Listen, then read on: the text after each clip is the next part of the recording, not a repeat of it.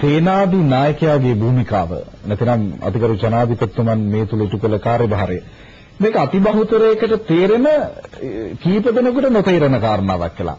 මේක මුළු ලෝකෙටම තේරුණා. ඒ නිසා තමයි එරික් සොල්ලයින් අර්ලීගහ මන්දිරයට කතා කරන්නේ මේ යුද්ධයේ තීරණාත්මක මොහොතේදී. ඒ නිසා තමයි ඩේවිඩ් මිලිබෑන් අතිගරු ජනාධිපතිතුමා මුණ ගැහෙන්න කොළඹ ඉන්නේ. ඒ නිසා තමයි බර්නාඩ් කුච්නර් කොළඹ ඇවිල්ලා ජනාධිපතිතුමා හම්බෙලා මේක නවත්තන්න කියලා කියන්නේ. මුළු ලෝකෙම දැක්ක කවුද මේ සටන ගෙනියන්නේ කියලා. නමුත් තාම මේ කතාව නොතේරෙන කීප දෙනෙක් ඉන්න තත්වයක් අපි දකිනවා. නාවික හමුදා හිටපු නාවික හමුදාපතිවරයා විදිහට මට පැහැදිලි කරන්න ඔබේ අත්දැකීම මේ වෙනුවෙන් ජනාධිපතිතුමන්ගෙන් ලැබුණු ශක්තිය, ධෛර්යය සහ නායකත්වය, ඒ වෙනුවෙන් ලැබුණු උපදෙස් මේ සියල්ල පිළිබඳ ඔබට ලොකු අත්දැකීමක් තියෙනවා. හොඳම උදාහරණය තමයි සංජීවගේ ප්‍රශ්නෙට අපි 2007 වර්ෂයේ හැතැම්ම දහස් ගණන් ඈත ගිහිල්ලා ඕස්ට්‍රේලියානු මුහුදු තීරයට ගිහිල්ලා ඉන්දුනීසියානු මුහුදු තීරය පහු කරලා ගිහිල්ලා LTT ත්‍රස්තවාදීන්ගේ පාවන අවිගබඩා 8ක් විනාශ කරා. ඒක තමයි LTT පරාජයේ ආරම්භය. මට කියන්න පුළුවන් නාවික හමුදාව තමයි LTT පරාජය පටන් ගත්තේ කියලා. ඊළඟට LTT පරාජයේ මෙහෙයුම් කරු කියලා කියන්න පුළුවන්. මට නොයෙක් ඒවා කියන්නේ මොකද සුන් සූ කියන ලෝක ප්‍රසිද්ධ චීන ජාතික දාර්ශනිකයෙක් ඉන්නවා. එතුමා විතර නෙමෙයි මැතිව්ගේ ජනරල් පැටර්න් ඇමරිකාවේ තර්ඩාමිකගේ මෙහෙව්වා දෙවන ලෝක යුද්ධේ. ඒ අයත් කියන්නේ සතුරට අවියායුධ ලැබෙන එක නැවතුවා නම් එහෙම නැත්නම් කන්න දෙන එක නැවතුවා නම් සතුරා ඉබේම වැටෙනවා. හොඳම ජයග්‍රහණයක් කියලා අපිට කියන්න පුළුවන් වෙන්නේ අපේ නැතිවෙච්ච ජීවිත ප්‍රමාණය නෙමෙයි. අපේ ජීවිත අවම කරගෙන නැති වෙන ප්‍රමාණය අවම කරගෙන සතුරාගේ ජීවිත උපරිමයෙන් නැති කරන එයාගේ සම්පත් නැති කරා නම් ඒක තමයි නියම ජයග්‍රහණය. ඒක ගන්න සතුරාව මෙල්ල කරන ක්‍රම දෙකක් වෙන. එක්ක සතුරා හාමතේ තියන්න ඕන කෑම බීමේ. ඒක අපේ රටේ කරන්න බෑ. මොකද මේ LTT සාමාන්‍ය මහ ජනතාව ලක්ෂ 3ක් 4ක් ඒගොල්ලන්ගේ ග්‍රහණය තියාගෙන ඒගොල්ලන්ට එන කෑම ඒගොල්ලන්ට රජයට වගකීමක් තියෙනවා මේ සාමාන්‍ය ජනතාවට කෑම බීම යවන්න. ඒ කෑම බීම වලින් විශාල කොටසක් LTT පාවිච්චි කරනවා. ඒකට LTT හාමතේ තියන්න බෑ අපිට. ඒල මේක ජයග්‍රහණය කරන්න බෑ. එහෙනම් ඊළඟ එක LTT-ට ලැබෙන සියලුම යුදෝපකරණ ඒක නවත්තන්න පුළුවන්. අපි ඒක කරන්නේ නාවික හමුදාවෙන්. ඒක නාවික හමුදාවෙන් කරේ අපි මේ නැව් විනාශ කළා. මේ නැව් විනාශ කරන්න යනකොට දැන් අපිට නාවික හමුදාවට තිබුණේ අපිට තිබුණා සම්ප්‍රදාය පිළිගත්ත යුද නැව්. සාමාන්‍ය ලෝකේ අපේ විතර ස්ටේට් දාට් නැව් කියලා ගණන් ගන්නේ ඩිස්ට්‍රොයර් කියලා තියෙනවා, ෆ්‍රිගේට් කියලා තියෙනවා, කොවර්ට්ස් කියලා තියෙනවා, නැත්නම් ක්‍රූසර්ස් කියලා තියෙනවා. ඒ වගේ රටේ ආර්ථිකය අනුව විශාල නැව් තියෙන එක රටවල්.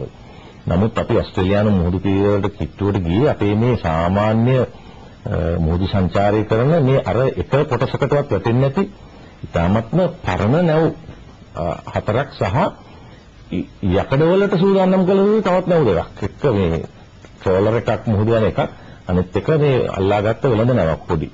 ඉතින් මේ 6 අපිට දීච්ච අලුත්ම නැවේ වයස අවුරුදු 19. පරණම නැවේ වයස අවුරුදු 44යි. ඒබොරි දන්න අවුරුදු 30කින් පස්සේ සාමාන්‍ය යකඩවලට යවන්නේ නැහැ. ඉතින් අපි දුප්පත් රටක්. ඒ අනුව අපි ඒවා නවීකරණය කරමින් පාවිච්චි කරනවා.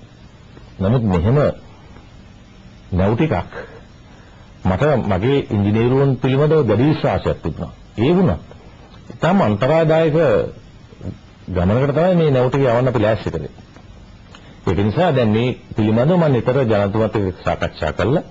ජනතුමා දැනුවත් කළා. ජනතුමාගේ අවසර ඉල්ලුවා මම මේක යන්න. ජනතුමාට කිව්වා මෙන්න මේවා වෙන්න සමහරවිට මේ නැවක් දෙකක් නොවෙන්න පුළුවන්. එක්කෝ මුහුදේ රළුභාවය නිසා කියන්නේ කාලගුණක මොකද මහා මුහුදේ ඈත යනකොට ලොකු කුණාටු වෙනවා. ඒ වගේම මේ සමහර නැවවල හිල් හැදෙනවා, වතුර එන්න ගන්නවා. ඒ නැවවල පරණකම නිසාම මුහුදේ රළවලට වදින්න ගත්තම කැඩෙන්න පුළුවන්. ඒවා වෙලා තියෙනවා. නැව් ගිලිලා තියෙනවා. ඊට වඩා හොඳ නැව්. ඒක නිසා මම ජනාධිපතිතුමාට මම මේ අවදානම් තත්ත්වය ගැන පැහැදිලි කරා. මේ යන ගමන ගැන දැනගෙන හිටියේ ජනාධිපතිතුමා සහ ලේකම්තුමා විතරයි. දැන් ජනාධිපතිතුමා කිව්වා යන්න බය වෙන්න එපා, යන්න බෝ මම බලා ගන්නම් කියලා. මට එච්චරයි වුණේ. ඒක තමයි සේනාධිනායකයන් මම බලාපොරොත්තු වෙන්නේ. ඊටු ටික ඔක්කොම අපි කරා. අපි බයන මම මොනවා වුණත් මට ලොකු විශ්වාසයක් තිබුණා මේ මොකද කරදරයක් වුණත් ජනනතුමා අපේ පිටිපස්සෙන් ඉන්නවා කියලා. එතකොට ඒක තමයි නායකත්වය. ඉතින් ඒ විශ්වාසය තමයි අපිට තිබෙච්ච ශක්තිය. අපි ගියා දැන් මේ පාවෙන අවිගවඩා අට විනාශ කරහලා විනාශ කිරීම තමයි ඊටීටි සම්පූර්ණ පරාජය. එහෙමනම් මටත් කියත හැකි මම තමයි මේ යුද්ධයේ හිමිකාරයා මේක නැවතුනේ කියලා. අන්න අපි හොඳ තැනකට එනවා. ඇයි ඔබ එහෙම නොකියන්නේ? නෑ අපි නෙමෙයි මටත් ඉහළ තලයේ ඉන්න තව කෙනෙක්. එයා තමයි මේක නායකත්වය දුන්නේ. අපි අපේ කොටස් පාලනය කරා. නමුත් මේ කොටස් ඔක්කොම පාලනය කරන්නේ තව කෙනෙක් ඉන්නවා නායකත්වය දීලා. ඒක නිසා මේ මම දැක්ක මේ පත්තරවල වල මෑන් ඔෆ් ද මැච් අර මේ එක එක්කෙනා ගියා ගන්න හදන ඒව හරි වැරදි. මේක අපි කරපු ජයග්‍රහණය අපි පොදුවේ සමස්තයක් හැටියට නාවික හමුදාව අපි යොදා ගන්නවා. ඒ වගේ මම හිතනවා අනිත් හමුදාවත් මම කැමති නෑ ගුවන් හමුදාවති කියනවා නම් එහෙම කියලා. ගුවන් හමුදාවති කැමති නෑ මම කියන්න ගත්තොත් එහෙම කියලා. යුද හමුදාවති කැමති වෙන්නේ නැහැ මාත් කැමති නෑ එයා කියනට ඒ වගේ මේකනේ එක එක්කෙනාට වෙන්වෙච්ච කොටසක් තියෙන. ඒ හැම හමුදාවකටම තම තමන් කොටස් 100ක් කරා. මේක දන්වලක පුරුක් ඔක්කොම.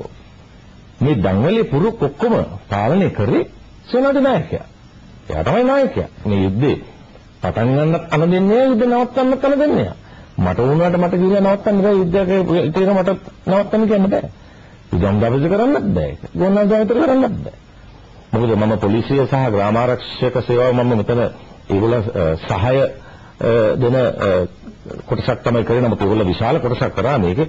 නමුත් ඍජුවම මේ සටනේ අවිතීර්ණ වෙලා සටන් කරපු හමුදා තුනක් හමුදා කියලා කියන කොටස් තුන තමයි යුද ගුවන් නාවික. ඉතින් මේ තුනේ අපි කාටවත් කියන්න බෑ මේ මම තමයි මේ යුද්ධ හැරෙන්නේ නැත්තම් මම තමයි මේ යුද්ධ ජයග්‍රහණය කියලා. එහෙම කියනවනම් මට තියෙනම හැදෙන්නේ ඔක්කොටම අයිතිවාසිකම තියෙන. නමුත් ඒක වැරදි කියන්න බෑ. ඒක වැරදි නිසා තමන්නේ නොකියන බවයි අද්මිරාල් කරන්නවුගුණ මැතිතුමන් අද අතලාන්තයේ සජීව සාකච්ඡාවේදී කියන්නේ. දැන් මේ නිවැරදි නායකත්වයක් නොතිබීම තුළ අපිට නෙමේ කොටින්ට ජය හිමි වෙච්ච අවස්ථා ඉතිහාස උදාහරණ ගණනාවක් තියෙනවානේ. බොහොම ජනප්‍රිය සහ සුප්‍රසිද්ධ උදාහරණය වඩමාරච්චිය නතර වෙනවා ජනරල් කොබ්බෑකඩුව කොළඹ ගෙන්නනවා. කොළඹ ගෙන්නලා කොළඹ තියන්නෙත් නෑ විදේශ රටක සංචාර පුහුණුවක් සඳහා සංචාරකයට යවනවා. මේ තමයි බොහෝ දෙනා දන්න සුප්‍රකට උදාහරණය. මේ තුල අද්මිරාල් කරන්නාගරකට මහ දැවැන්ත අත්දැකීම් සමුදායක් තියෙනවා. හරි දේ කරලා ඔබ යම් යුගයක වර්ධිකාරය වෙනවා. මම කැමති අත්දැකීම ඔබ අද තුලන්ත කියනවනේ. නෑ එක්තරා වකවානුවක් තිබුණා 2003 මම තුගාමලේ ආක්ෂාපති හැටියට හිටියා. ඒ වෙලාවෙත් මම මේ LTT ඒකට සටන් නිරාම ගිවිසුම තිබුණා. LTT තුගාමලේ වරායේ දකුණු ප්‍රදේශයේ කඳුරු බැනීම පිළිබඳව මම වාර්තාවක් ඉදිරිපත් කරා. ඒ වාර්තාව ඉදිරිපත් කරාම එතන ඒක ඒවකට තිබිච්ච රජයට අවශ්‍ය වුණා මේ අත්ත වසන් කරන්න. ඒ නිසා යම් කිසි අසීරු තත්ත්වයකට මමපත් වුණා. නමුත් මම හිතනවා ඉතින්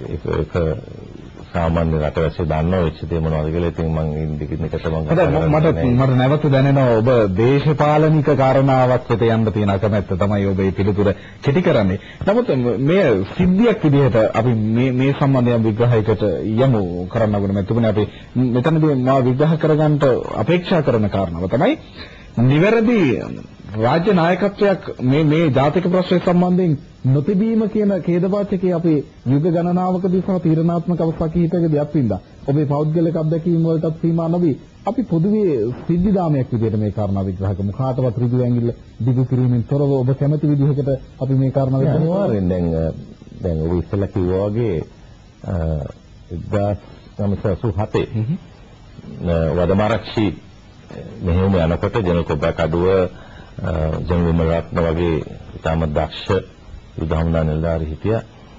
ඒ අවස්ථාවේ ප්‍රභාකරන් කොටු වෙලා හිටියේ.